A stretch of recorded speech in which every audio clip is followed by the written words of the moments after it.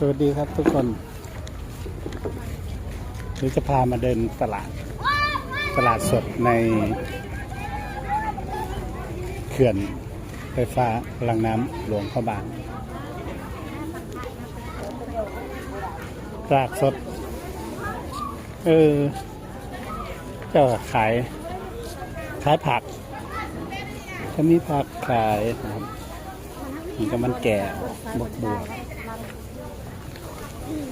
ของสดคำปลอม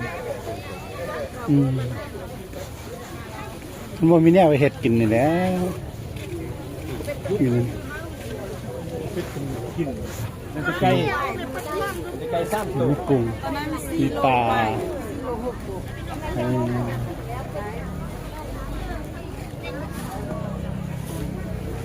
มันเป็นตลาดสดครับนี่หนู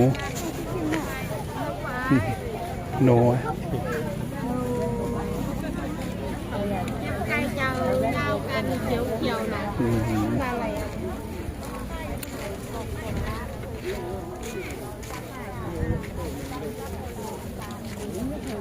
เป็นตลาดสดขายผักบานๆ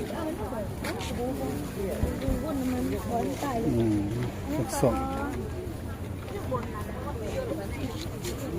หนูปลาเข็งนะเป็ดนะเป็ดหลาด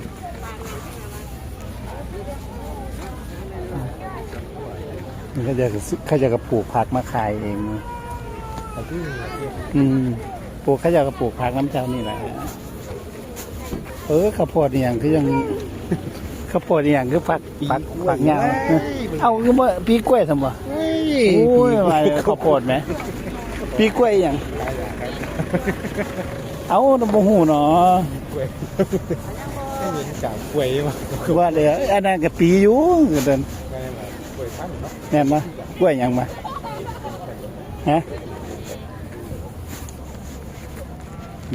ถามก็เจ้ากันน่ะปีกล้วยอย่างมันขึ้นยาวแท้มันมีหวังเห็ดกินมันมีเครื่องเห็ดกินมันบ่มีแนวมันที่มีอาหารพวกอาหารปลากับบุมีเลยเห็ดฮะอะไร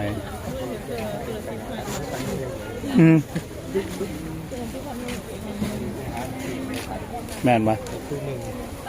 ายปลูกเยอะมี180